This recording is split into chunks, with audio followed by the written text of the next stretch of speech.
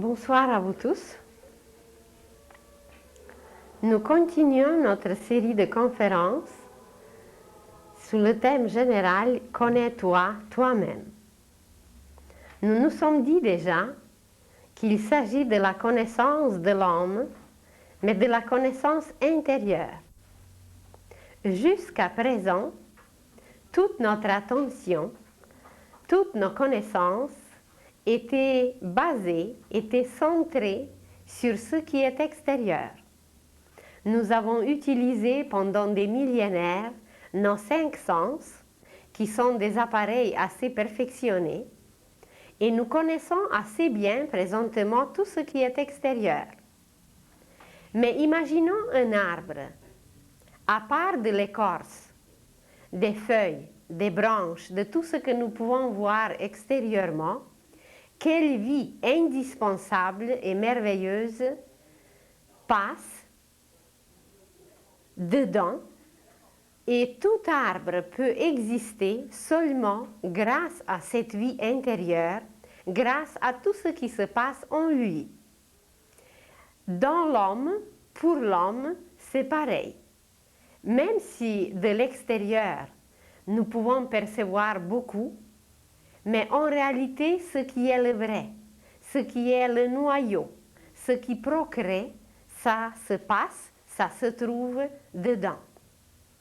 Nous nous sommes dit aussi que la Terre présentement passe par des grands changements, que de l'univers viennent et viendront de plus en plus des courants complètement nouveaux qui n'ont jamais existé sur la Terre. Ces courants seront très puissants et ces courants vont exiger, vont provoquer que l'homme sera obligé de se connaître davantage, de connaître tout ce qui existe en lui, comment il est constitué, comment il peut utiliser sa richesse intérieure et comment il peut participer à la vie universelle. Nous étions à l'état enfantin.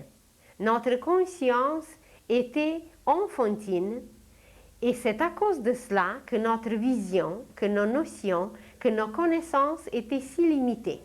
Exactement comme chez nous, sur la Terre, un enfant qui se trouve à la maison, qui vit avec ses parents, il existe à côté des grandes philosophies, des grandes sciences, des grandes universités, mais l'enfant n'est pas encore apte, l'enfant n'est pas encore prêt à recevoir, à comprendre et à saisir tout ce qui existe.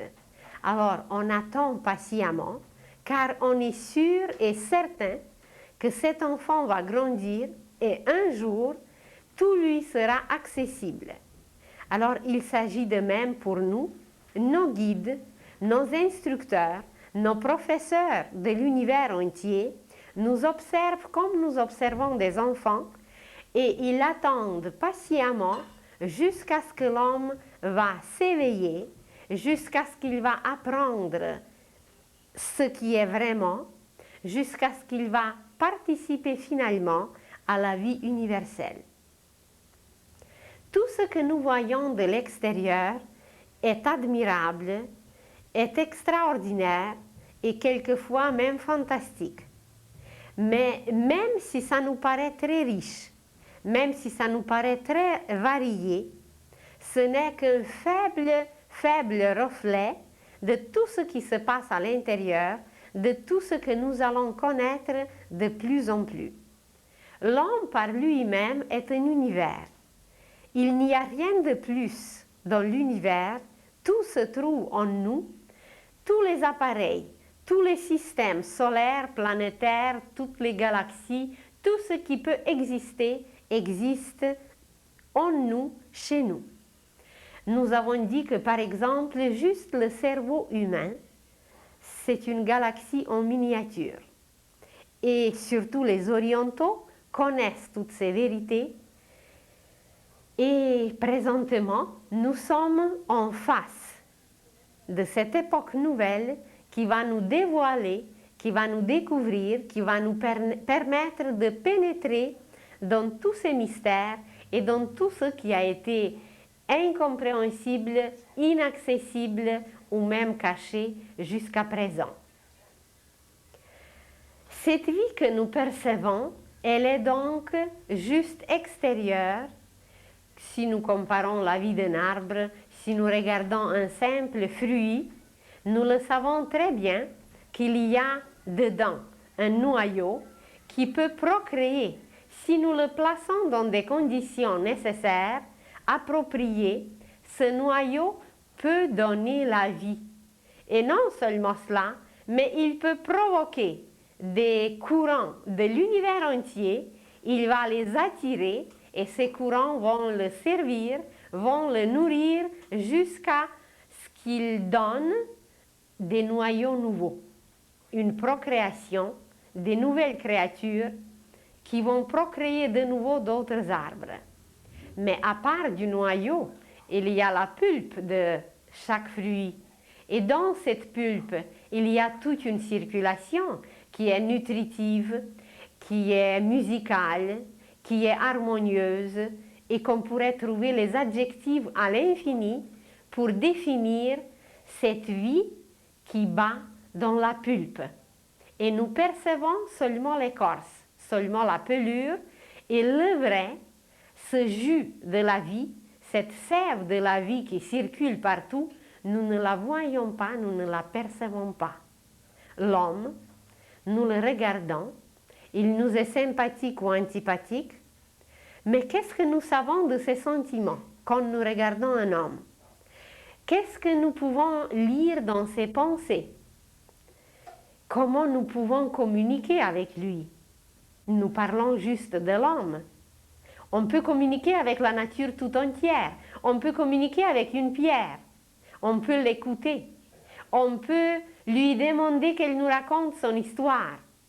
Sans parler de la beauté des plantes, des fleurs, des papillons, des montagnes qui sont vivantes, des rochers qui contiennent une histoire extraordinaire, qui gardent une poésie absolument inconnue pour nous. Et quoi dire maintenant des étoiles éloignées ou des systèmes solaires? Quelle vie, quelle pulsation extraordinaire existe partout et nous voyons seulement un faible reflet extérieur. Alors, comme notre but principal, c'est de nous connaître, nous-mêmes, l'homme, comment ça marche avec nous? Qui est l'auteur? Qui est celui qui anime nos pensées, nos sentiments, nos gestes? C'est d'accord, nous marchons, nous respirons, nous pouvons même penser, nous pouvons chanter. Mais qui le fait?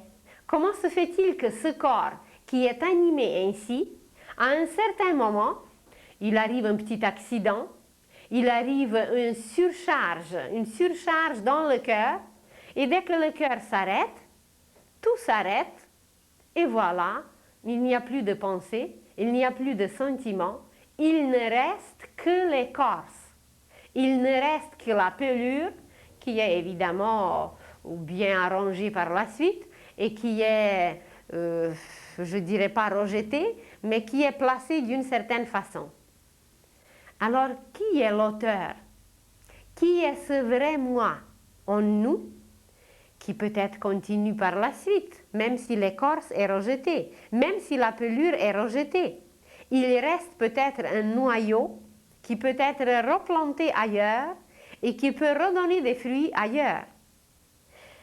Il existe peut-être une loi d'analogie dans toute la nature, et si nous sommes des bons observateurs, d'après cette loi d'analogie, seulement avec nos connaissances extérieures, nous pouvons déjà constater beaucoup de choses. On connaît un tout petit peu la structure de l'atome. Et si nous regardons la structure du système solaire, eh bien, nous serons bien surpris que c'est la même structure. Comment se fait-il que dans cette petite particule, la plus minuscule, que nous pouvons déjà observer, et dans cette structure immense qui est un atome peut-être de l'univers, c'est la même structure, c'est les mêmes pulsations, c'est la même gravitation, c'est les mêmes procédures qui s'accomplissent. Alors, il existe une loi d'analogie qui nous permettra, en connaissant peu, d'apprendre beaucoup. Car si nous connaissons juste cette loi, nous allons la trouver partout. Et d'après cette loi, on n'a pas besoin d'aller sur le soleil. En connaissant vraiment un atome, nous connaîtrons le soleil. En sachant comment ça circule, comment ça marche, mais il faut ouvrir une parenthèse et se dire que même dans cet atome, nous voyons encore seulement l'extérieur. Et présentement, heureusement, l'humanité va gagner quelque chose qu'elle ne possédait pas, qu'elle ne possède pas encore. Elle va gagner une perception intérieure. Il faut le dire que pas toute l'humanité, que seulement ceux qui vont réussir aux examens, seulement ceux qui se préparent, seulement ceux qui sont éveillés, seulement ceux qui sont prêts à participer à cette vie universelle, à cette vie éternelle qui n'arrête jamais. Alors cette partie de l'humanité, exactement comme dans une école, tous ceux qui passent par l'examen, ils continuent. Et tous ceux qui n'ont pas passé, bien, ils répètent la classe. Alors une partie de l'humanité va continuer et une autre partie, elle va répéter sa classe. Vous allez dire où? Bien, dans une autre école qui est appropriée, qui est pour cette partie qui a besoin de répéter les choses, de comprendre encore, d'apprendre et de saisir. Alors, cette partie qui sera prête pour participer à la vie divine, à la vie universelle, elle va recevoir un don. Très bientôt. Très bientôt. D'ailleurs, certains le reçoivent déjà, et ce don, c'est la clairvoyance.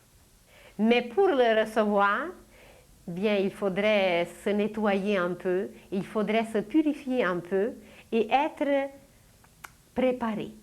Comme jadis, le roi invitait des invités pour un festin.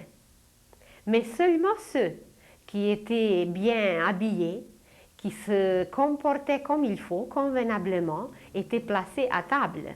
Les mendiants, ceux qui n'entraient pas dans le cadre des règles royales, ne pouvaient pas s'asseoir au festin. Alors, il va être de même pour nous présentement. Si notre corps va être préparé suffisamment, si nous serons suffisamment propres, au niveau physique propre, mais plus haut peut-être pur, nous allons recevoir des cadeaux inimaginables et ce cadeau, ça va être une perception intérieure qui nous permettra de contacter le cœur même de l'univers, qui nous permettra de pénétrer en tout ce qui existe et il n'y aura plus de voile, il n'y aura plus de mystère. L'homme pourra se connaître et connaître tout. Alors, avant d'arriver à ces cadeaux merveilleux, il y a peut-être quelques petites notions à connaître, il y a quelques petites choses à apprendre. Alors, qui nous anime? Comment ça marche que l'homme se trouve sur la terre et à un certain moment, il disparaît. Quelqu'un apparaît, puis il disparaît. De quoi ça dépend? Comment ça marche? Alors, imaginons un œuf immense. Tout le monde connaît un œuf. Dans cet œuf, il y a plusieurs parties, il y a plusieurs couches. Et l'univers est semblable à cet œuf. Il y a un noyau, il y a le jaune, qui est d'ailleurs de la couleur de lumière, il y a le blanc et il y a l'écorce. Il y a la coquille qui contient la vie dedans. Et si cet œuf est mis à une chaleur convenable, de cet œuf, va apparaître une vie manifestée, une vie apparente, c'est le petit poussin. Alors,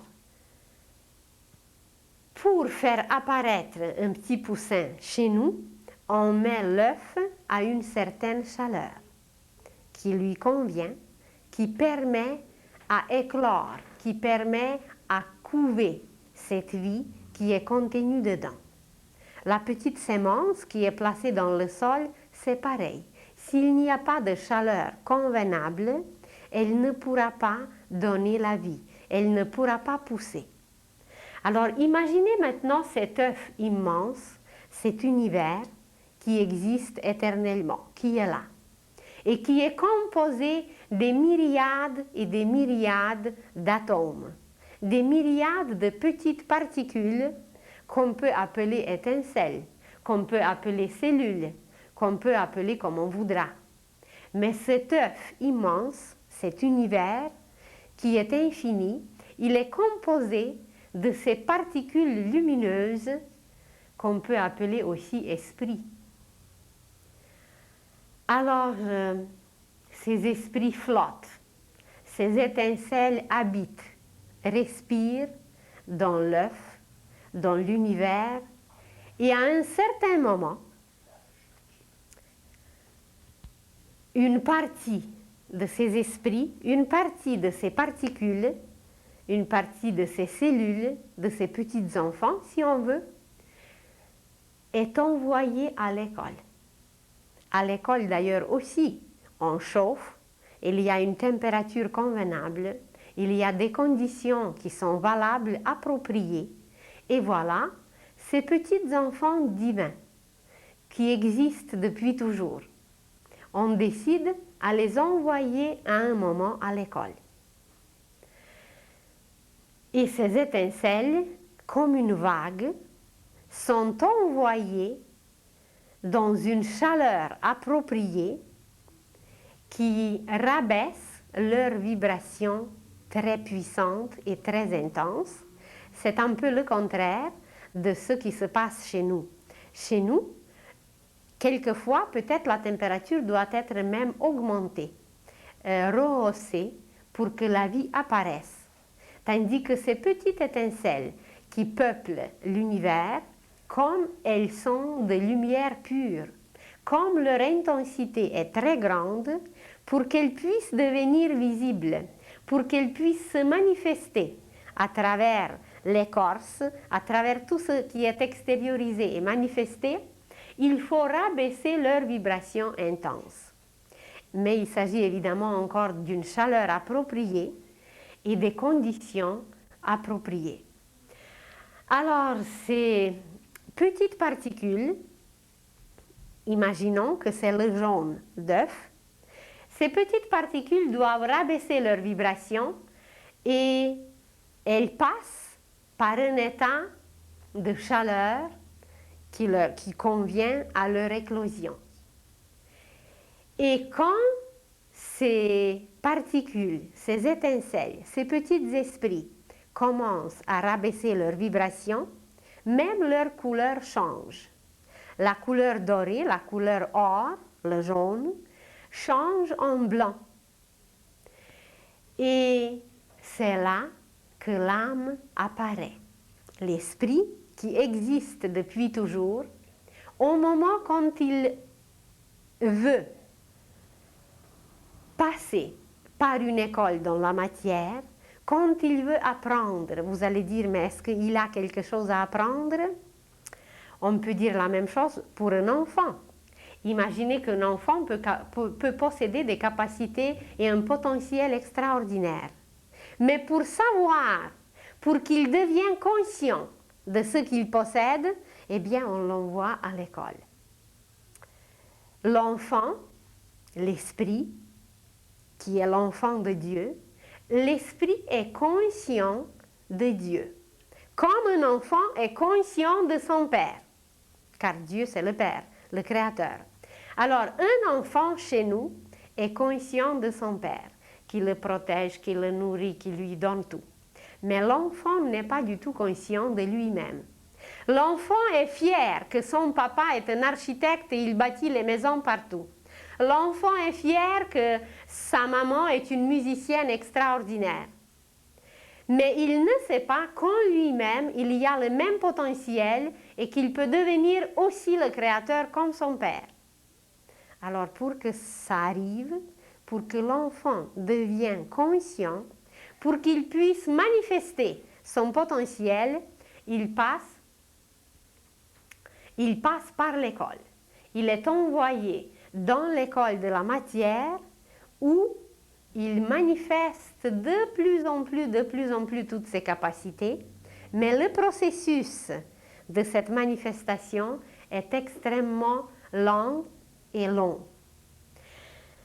Et voilà les petites particules, les petits esprits, les petites étincelles qui descendent dans la matière, rabaissent leur vibration, et cet esprit qui existait, cet esprit qui flottait dans l'œuf de l'univers, il se fait comme une extension. Il se fait comme une main, exactement comme nous possédons deux mains. Alors lui, il se fait aussi une extension, et cette extension, c'est l'âme. Vous allez dire que vous avez entendu que l'âme est éternelle. Certainement.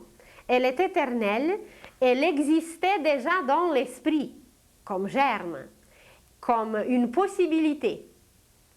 Mais elle apparaît, elle naît seulement quand l'esprit est envoyé à l'école de la matière.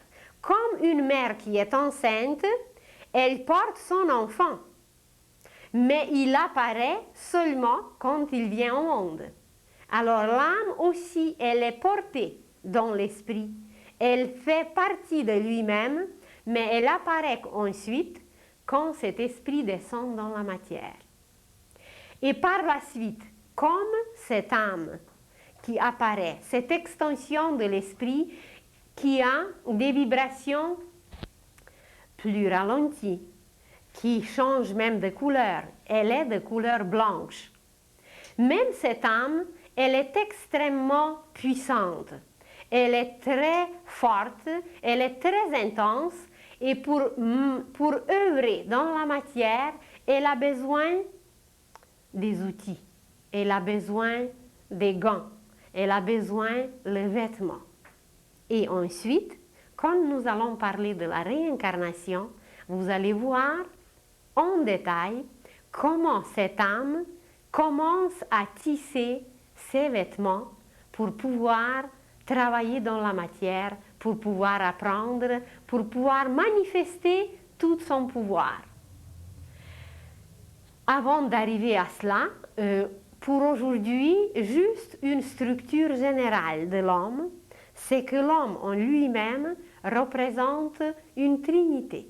Exactement comme l'Église nous a enseigné et nous enseigne encore, l'homme possède en lui-même, il est composé d'une trinité. Et cette nature triple, nous allons trouver partout. Vous allez regarder une maison qui a la fondation, qui a les murs et qui a le toit. Vous allez regarder un arbre qui a ses racines, qui a le tronc et qui a la cime. Vous allez regarder une famille qui a le père, la mère et l'enfant. Nous allons partout, l'œuf d'ailleurs, on en a dit déjà, un fruit. Nous allons partout trouver cette nature triple. Regardez l'œil. Nous nous regardons tous les jours dans le miroir. Regardez le bras, la main. Il y a le bras même, c'est ça, l'avant-bras et puis la main. Regardez juste nos doigts. Il y a 3 phalanges, c'est ça, 3 phalanges. Regardez les ongles. Il y a des petites lunes, il y a la partie même de l'ongle et il y a la partie qui protège notre doigt. Partout dans les moindres choses, nous allons trouver cette nature triple. Nous allons regarder une rose, nous allons regarder une plante, nous allons regarder tout ce qui existe.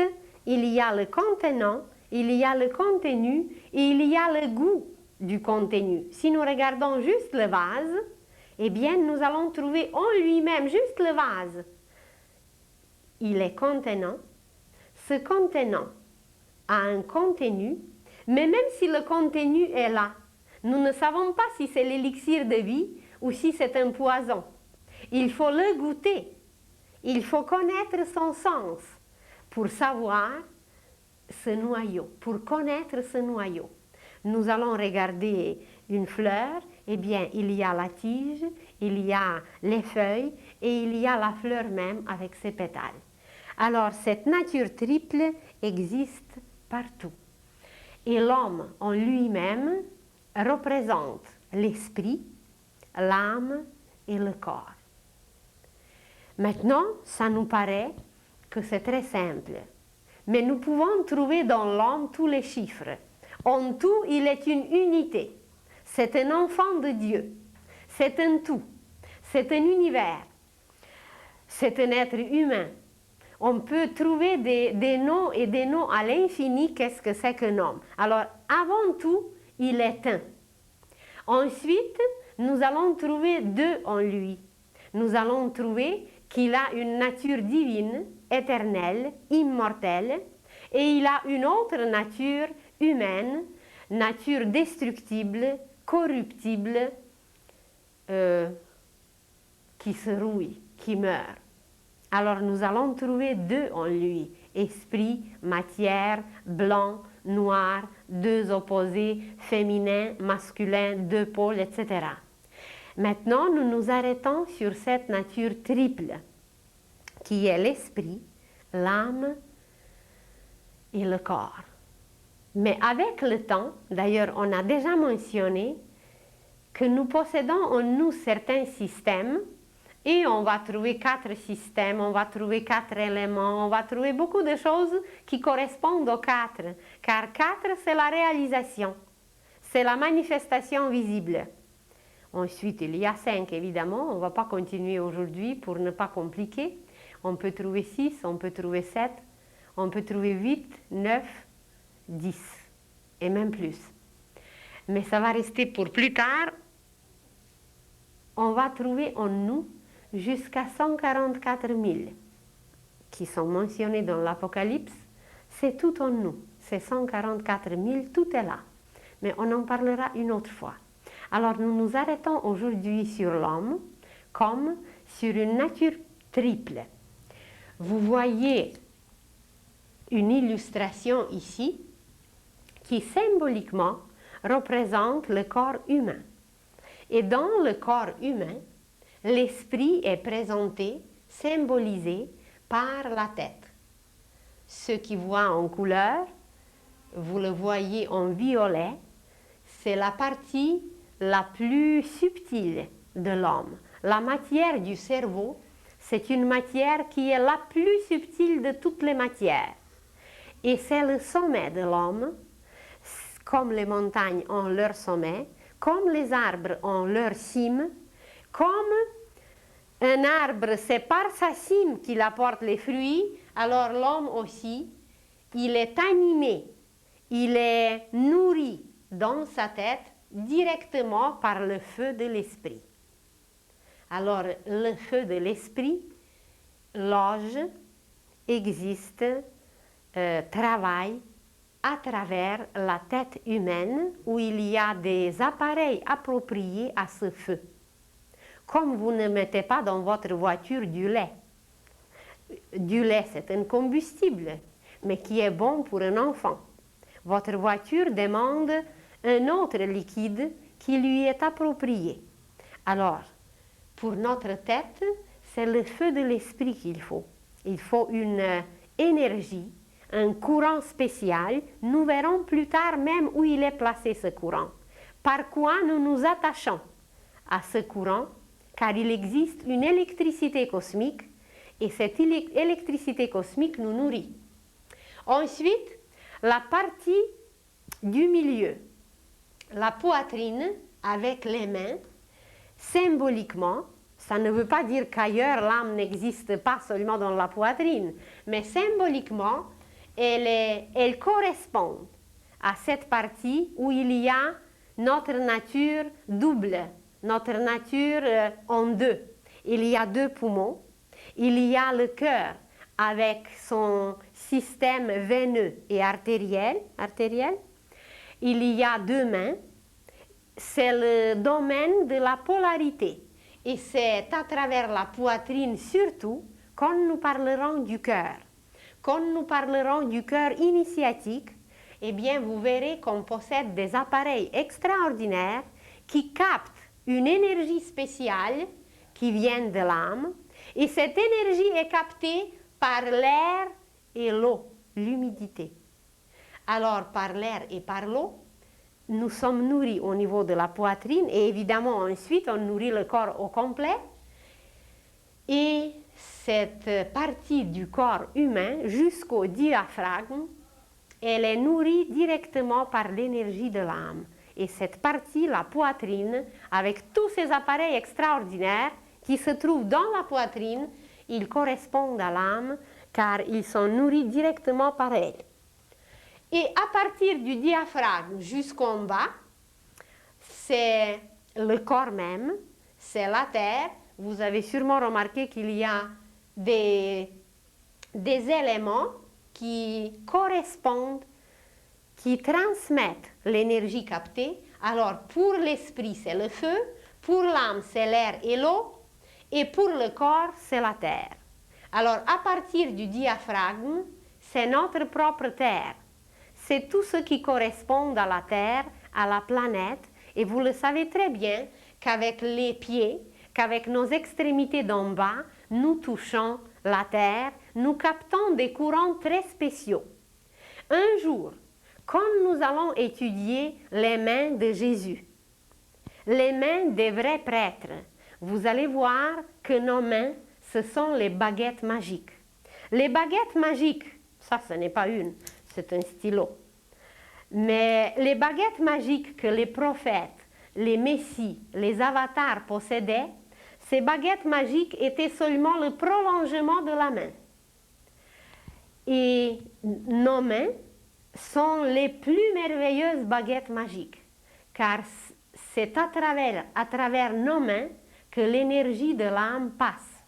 Vous le savez très bien qu'un génie, un sculpteur, un génie quelconque, il ne va pas creuser, travailler avec sa tête. Dans sa tête brûle une énergie de l'esprit qui le fait créer, qui lui donne des images. Mais c'est avec ces baguettes magiques, avec la main, avec les mains, que l'homme creuse, que l'homme touche. Il peut toucher la matière comme il peut toucher le ciel.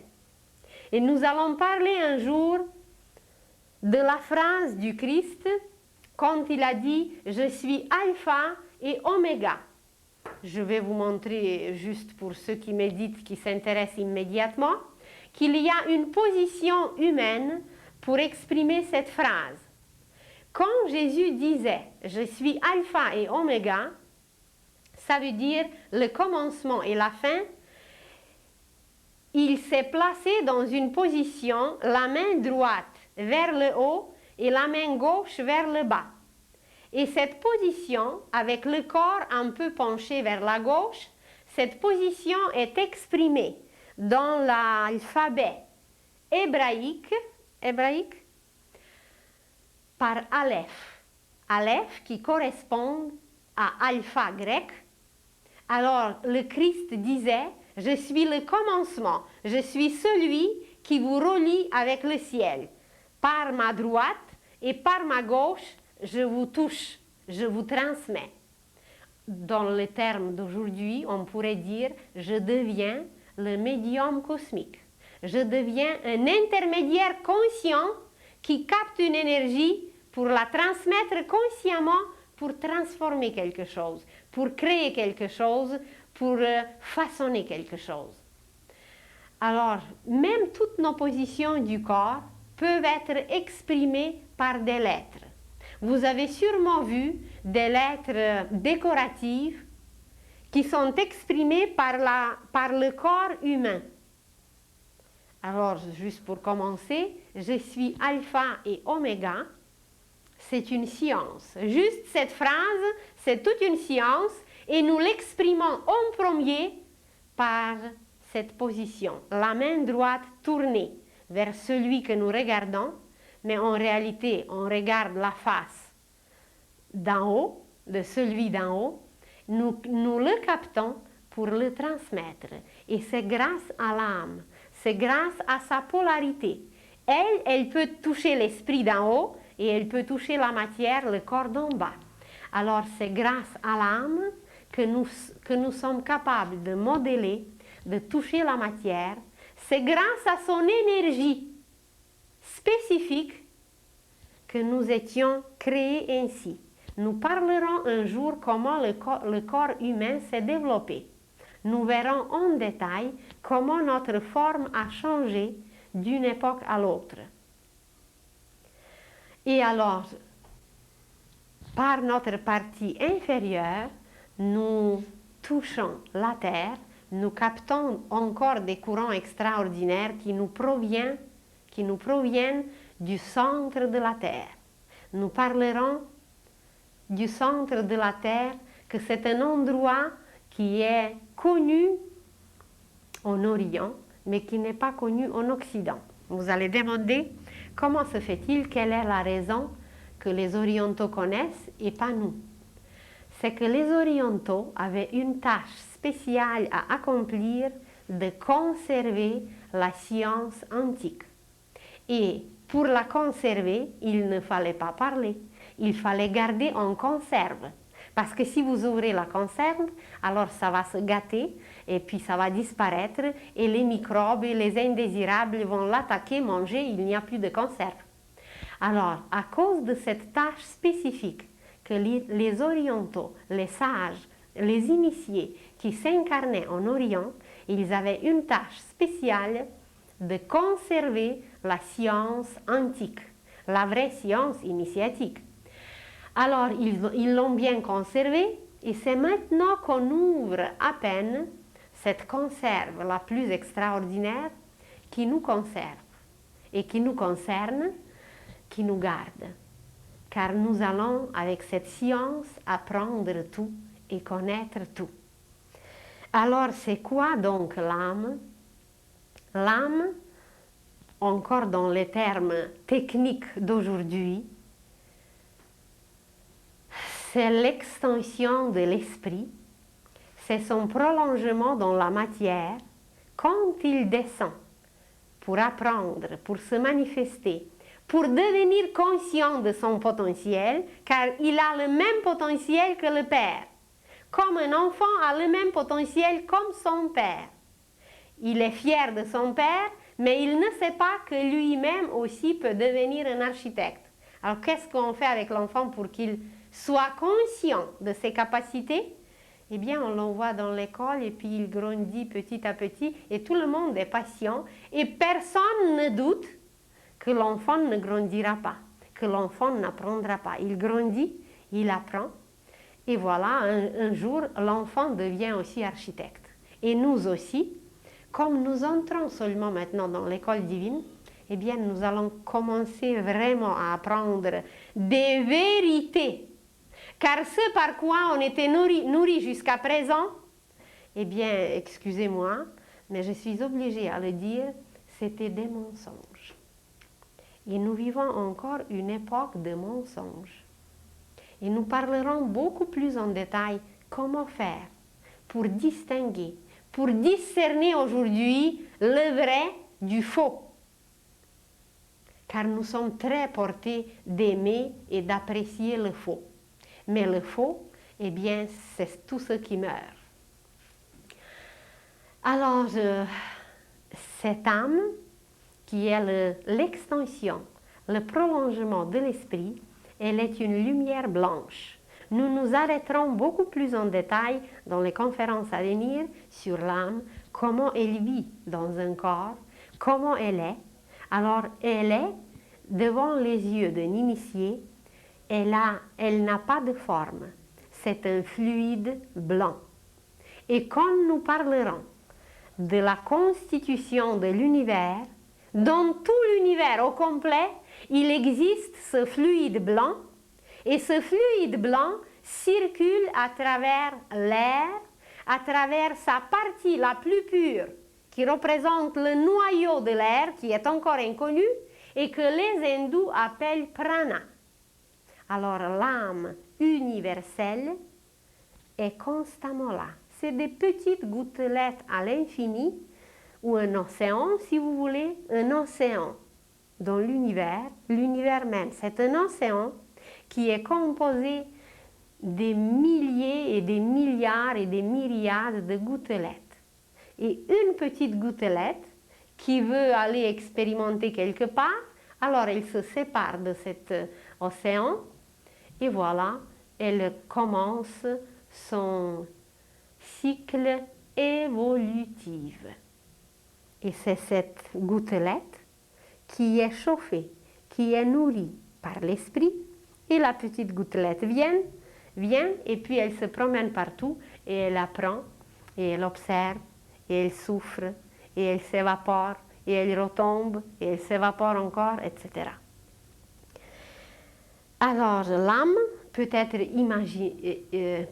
transmise en image, si vous voulez, comme une gouttelette, comme une petite goutte d'un océan qui doit aller, qui doit accomplir son cycle d'évolution. Pour quel but? On en parlera à la fin. Alors, cette âme, elle est une lumière. Elle est une lumière blanche qui peut être diffractée en 7 couleurs de l'arc-en-ciel.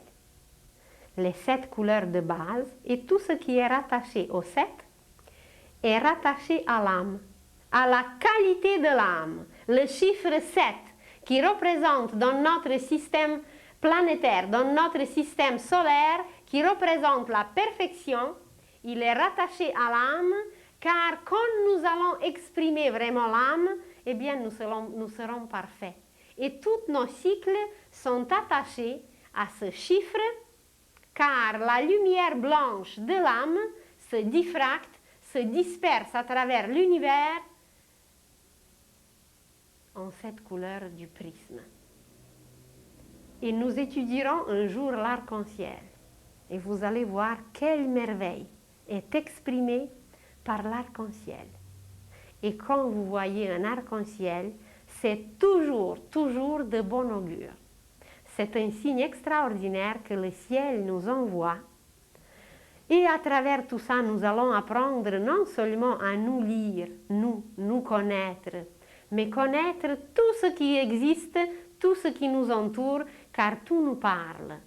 Mais comme on ne sait pas lire, comme on ne sait pas écouter, entendre plutôt, alors on ne sait rien. Alors l'âme, c'est une lumière blanche. Imaginez toujours l'œuf ou le jaune, c'est l'esprit, c'est une lumière or. Évidemment, l'esprit dans son état pur, c'est une lumière si intense qu'elle est invisible. Mais disons, symboliquement, c'est une lumière or. L'âme, c'est une lumière blanche qui se manifeste, qui se diffracte, qui se présente à nos yeux comme 7 couleurs du prisme, comme 7 notes, comme 7 chakras et tout ce qui est attaché au chiffre 7. On peut même dire peut-être 7-up, mais c'est en anglais. Alors,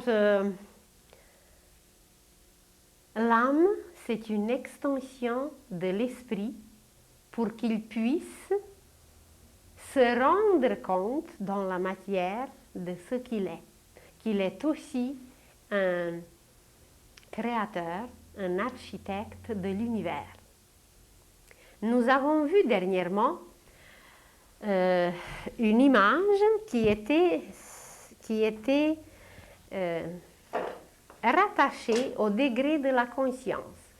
Alors, ces degrés de la conscience étaient présentés comme degrés concrets, comme degrés abstraits, comme degrés cosmiques et universels. Et vous allez revoir la même image, et sur cette image, il y a la partie concrète, c'est le corps qui est la réalisation, la partie bleue en bas, c'est le corps avec sa réalisation dans la matière. La partie âme, c'est la partie rouge qui est imagination, qui est rattachée à l'âme. L'imagination, l'image, ça nous vient de l'âme. Nous pouvons avoir de l'imagination grâce à l'âme. Et l'expression « oh, c'est pas sérieux, il a de l'imagination », c'est que quelqu'un capte les images de l'âme, mais ces images ne sont pas comprises, ne sont pas utilisées, et souvent on se moque de quelqu'un qui a de l'imagination. Et ensuite, en haut, la couleur jaune représente la volonté, l'esprit. Alors, l'esprit, l'âme et le corps, ce sont trois qualités divines qui sont en nous, qui nous composent. Autrement, cette réalisation, pour réaliser quelque chose, il faut la volonté. Et cette volonté devient vérité quand elle est vécue. Alors, une volonté réalisée, vécue, devient vérité. Alors, tout ce qui est attaché à la matière, au corps, ça représente la vérité, car nous pouvons la déguster. Il existe la vérité de l'esprit, mais pour la goûter, pour la déguster, nous pouvons le faire seulement à travers le corps. L'esprit peut le faire seulement à travers le corps. Il a besoin d'une bouche, il a besoin des outils, des contenants pour goûter cette essence divine. Alors, cette réalisation, c'est la vérité, c'est la qualité, c'est la réalisation tout simplement. L'âme correspond à l'amour, à l'imagination, à une attirance infinie pour réaliser ses désirs. Car le seul désir de l'âme, c'est de relier la matière avec l'esprit, de les marier, de les marier. Alors la matière, quand elle devient la jeune mariée, l'esprit, c'est le prince charmant, et dans tous les contes qui existent, c'est toujours ces deux aspects qui existent. La princesse et le prince. La princesse, ça peut être aussi l'âme, évidemment, mais qui s'exprime à travers la matière, qui s'endort dans la matière, qui attend le baiser du prince charmant. Et ce baiser du prince charmant, c'est l'esprit qui touche la matière, c'est cette sagesse infinie que l'esprit représente. Quand la princesse est prête, alors le prince vient. Et c'est le mariage cosmique qui se produit, c'est l'union divine qui se produit, qui a été chantée par les mystiques, qui a été chantée par les saints. Si vous avez lu la vie de Sainte Thérèse d'Avila, si vous avez lu la vie de Saint Jean de la Croix, si vous avez lu la vie de Saint Thomas d'Aquin, si vous avez lu la vie de Saint François d'Assise et beaucoup d'autres saints, eh bien, ils chantaient cette union. D'ailleurs, prenez la Bible et lisez les cantiques de cantiques.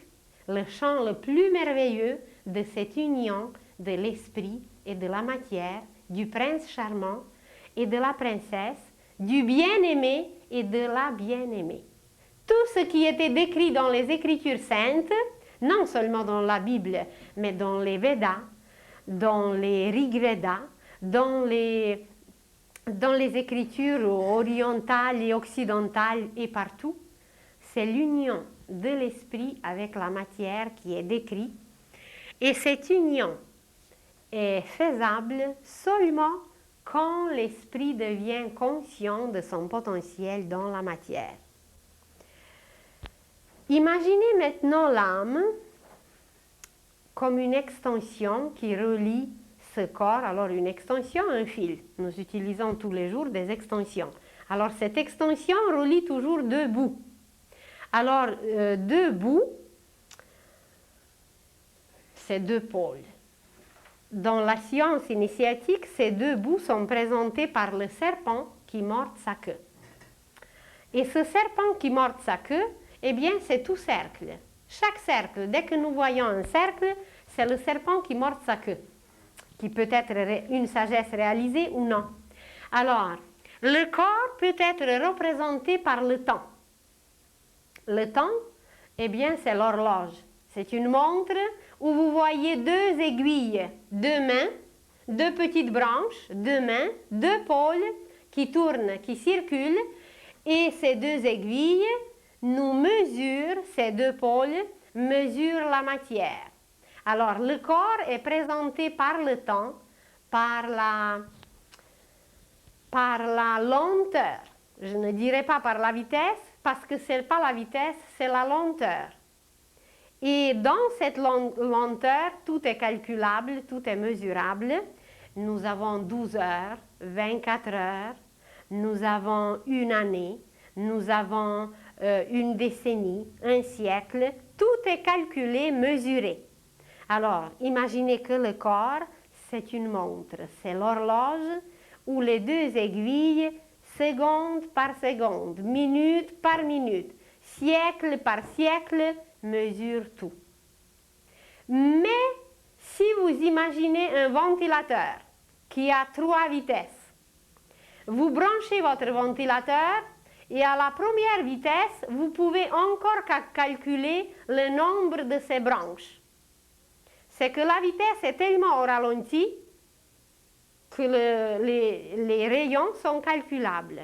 Mais si vous branchez votre ventilateur à la deuxième vitesse, vos rayons en métal, vos rayons qui sont très solides, très, très visibles, eh bien, ça va faire un tourbillon. Ça va faire un tourbillon et dans ce tourbillon, on ne peut plus calculer combien il y a de rayons. Parce que la vitesse est très grande, c'est tout simplement une vitesse beaucoup plus supérieure, une intensité. Et quand je vous ai dit que l'âme n'est pas visible, que l'âme c'est une lumière, c'est qu'elle tourne, sa vitesse est si rapide, elle vibre si intensément qu'elle n'est pas calculable. Elle est partout, elle est invisible. Et imaginez maintenant une roue. Alors cette roue que vous voyez rouge, elle peut symboliser l'âme. C'est un tourbillon, c'est une lumière blanche qui n'est plus visible, qui est à peine perceptible, évidemment aux yeux d'un clairvoyant vrai. Et imaginez maintenant une roue, un cercle, une horloge, où il y a beaucoup de rayons, comme sur un ventilateur. Mais ces rayons sont tellement rapides que le premier rayon, avant de commencer de tourner, il est déjà rendu. Il a tourné si rapidement que au moment même quand il commence, ou au moment même quand il commence à tourner, il est déjà rendu. Donc, tous les rayons de ce cercle, de cette horloge, se recouvrent.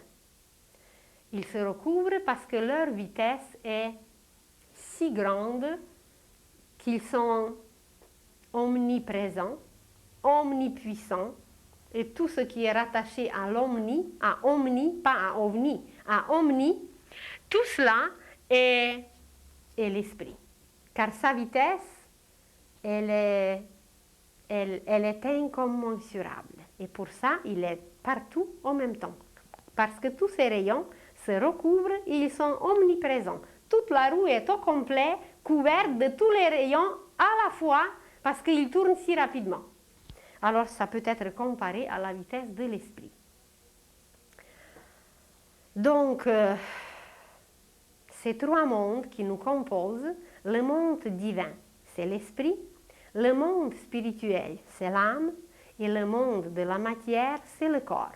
Et en même temps, ça peut être comparé avec le temps, le monde de la matière, avec la vitesse, le monde spirituel, et avec l'espace. Cette vitesse doit se propager quelque part. Cette vitesse doit se réaliser quelque part. Et l'espace, qui est l'esprit, qui est toujours partout, c'est ça l'omniprésence. C'est cet espace où l'esprit est constamment. Alors, c'est l'espace, c'est la vie qui tourne toujours, qui bat toujours, qui ne disparaît jamais. Donc, ces 3 parties nous composent Maintenant, on peut aller et rattacher tout cela à notre conscience. On peut rattacher à beaucoup d'autres choses. Mais l'essentiel, c'est que nous représentons une nature triple qui nous lie à l'esprit, à l'âme et qui s'exprime à travers le corps.